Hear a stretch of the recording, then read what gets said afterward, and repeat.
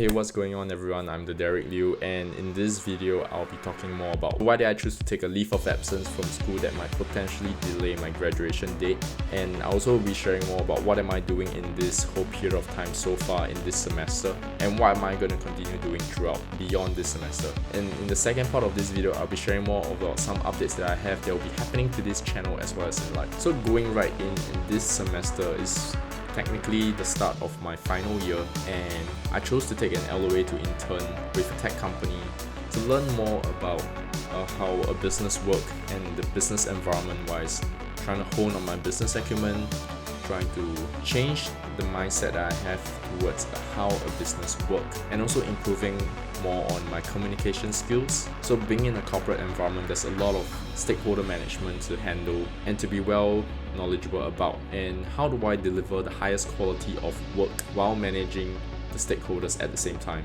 So all these things, I think it's a very good opportunity for me to learn while I'm in the company doing this leave of absence full time. And these are some of the things that I've been going through and learning along the way as I go through the internship. And for myself, why did I choose to take an LOA even though I could have graduated earlier by one semester was because I didn't want to rush into graduating without really knowing and having a better understanding of what I want to do in life, and also how do I want to approach it. Basically what I'm trying to say is that there are perks of staying as a student instead of being a full-time working adult, if you know what I mean. As a student, you get a lot of student discounts and all the other things, but beyond that, as a student, you get the leeway to make mistakes without being labeled as someone who is doing everything wrong.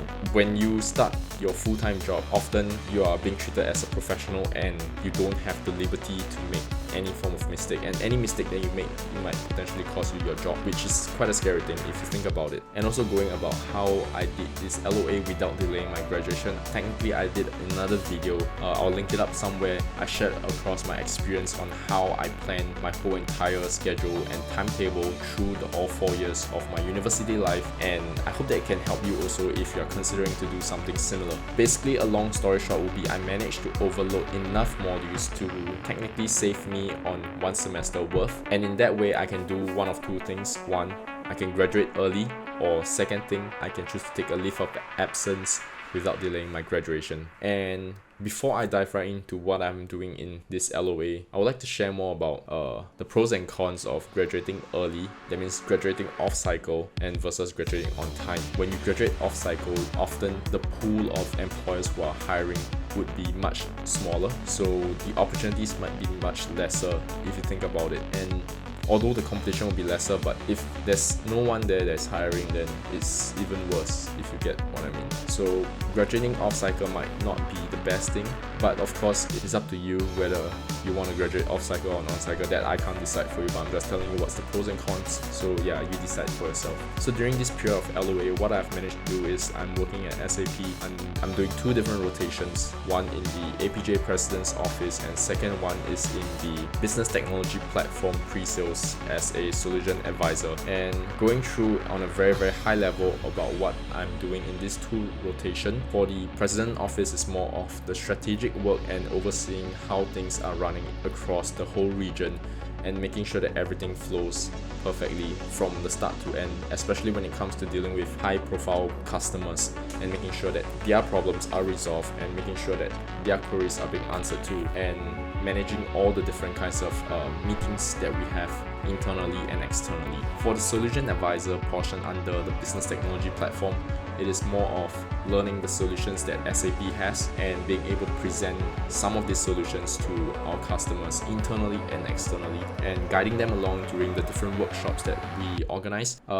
I've done quite a few workshops for several of the corporate clients that we have. So if you're curious to find out more, you can go and view my LinkedIn profile, and I've been writing up a few articles about what I've done during those sessions. I'll add the link to my LinkedIn in the description below so that you can view and have a glance about what exactly I'm doing in that particular rotation. So those are the things that I've been doing in the internship during this leave of absence. But what I've been doing outside of the internship is that I've been taking my real estate course, and I've taken the August was 2022 RES exam and I've passed it on my first try.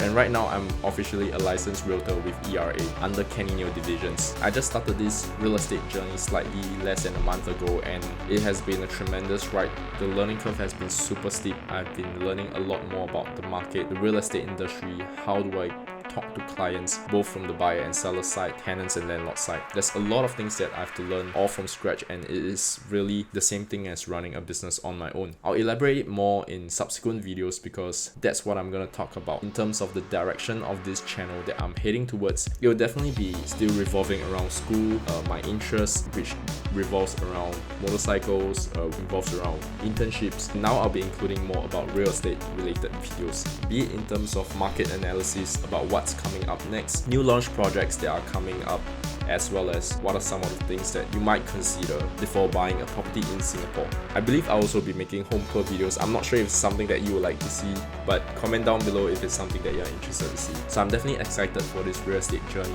So if you'd like to see more of it, do subscribe to this channel and stay tuned to what's gonna happen in the next few months. And also other than that, one more thing that I picked up during this leave of absence would be I started bouldering, which is quite insane because I told myself before that I would never want to rock climb after one horrific incident that I had in my national service days. I recently went to climb at a few different local gyms in Singapore, as well as I visited one in JB as well. And honestly, I've received a lot of compliments from my peers and also other people who are from the gym, and I decided that I'm gonna pick it up and also go start climbing more often. Personally, I think it's quite interesting to see how I could solve some of the problems, although they might be quite tricky at times, and it's definitely an experience to be able to solve some of these routes and some of these problems. So if you have any suggestion on what are some of the gyms that I should visit, please do feel free to comment them down below. So far I have been to BFF Bendemeer, Feed Block Science Park, Climb Central Funan, as well as Camp 5 at JB. And yeah, so definitely in this